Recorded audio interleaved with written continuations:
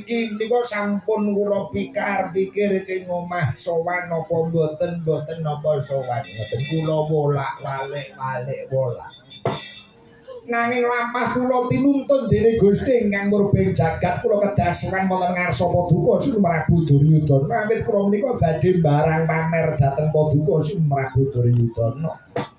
Bakal pamer bondo donya ana karepanku. Mboten. Kula niku yen pamer bondo donya wonten mriki padha karo nguyai segara awit mriki kedung-kedunging Mas Inten Barlean Jamrut lan sak manunggalanipun. Banjur sing bakal kok pamerke ana ngarsaning Sunaba. Sing kula pamerke nyuwun sewu lho, mboten ateges kula menika umuk menika mboten. Kula menika pendhita sing sekti mandraguna kesdik ing paningal, ngerti sadurunge winarah menika kula. Apa kena tak ugemi sing dadi rembugmu? Saged iso dibuktekke. Saged.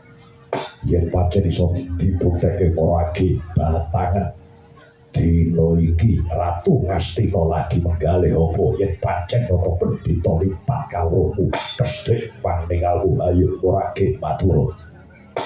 Sakleraman kemawon kula saged nggagapi manah Paduka. Kula niku iso maca batine wong liya. Kula sawang sedela mawon mripate kula sawang niku kula pun ngerti batine. Menawi mboten lepat kalanggan sak mangke Paduka Prabu Duryudana nggadahi idam-idaman gegayuhan pengin gayuh wahyu pamangsa jati leres napa mboten sinuwun.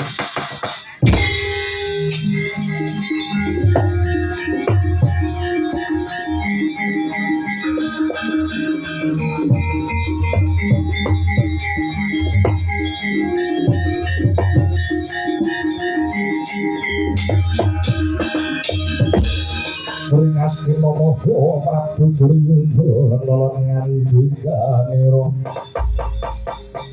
ngandikanira winaring semu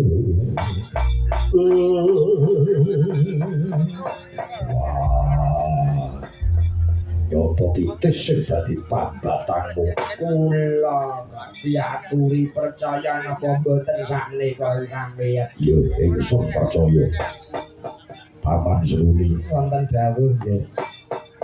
Niki mesti kok ketampun pendhita sing ampun. Nah niki mau direkrut dadi anggota mriki mawon. Timbang Ngastina niku nggih duwe anggota Brahmana ngakune. Ngakune nggih pendhita ampun ning nyatane nggih ora ana tanjane. Mun iki mau golek wong sing anyar-anyar mawon iki. Lagi dibatin kok ya kan. Cek Pate, Kakang Duna berikut ngrasani kula sampean. Mboten. Saka batin kula sampeyan kaya ngrasani ndumuk kalih kula. Mboten. Kula niku mboten ngrasani ning mung ngomone. Oh, nggih pun ya. Rahayune tujune kula niku wong ora duwe lara ati.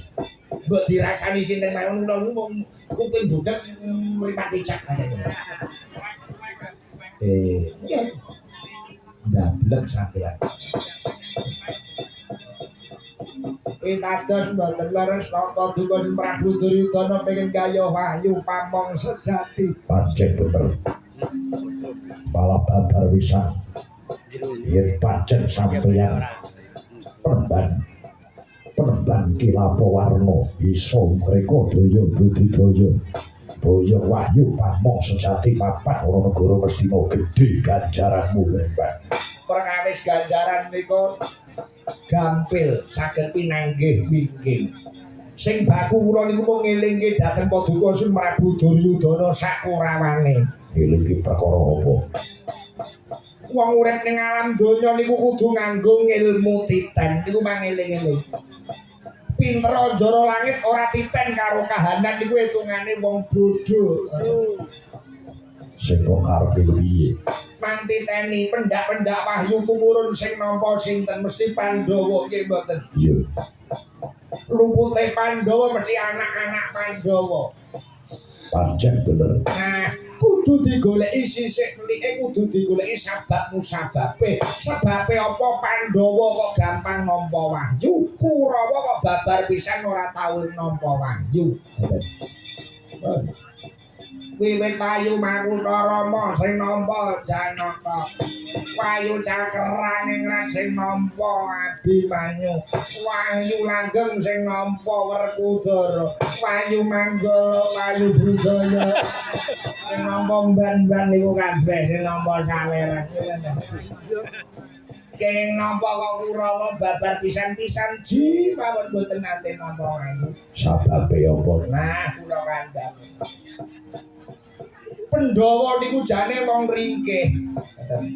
Ning kok gampang nampa Wahyu sebab Pandhawa niku duwe wujude jimat sing bisa ngucap pusaka sing bisa kandha.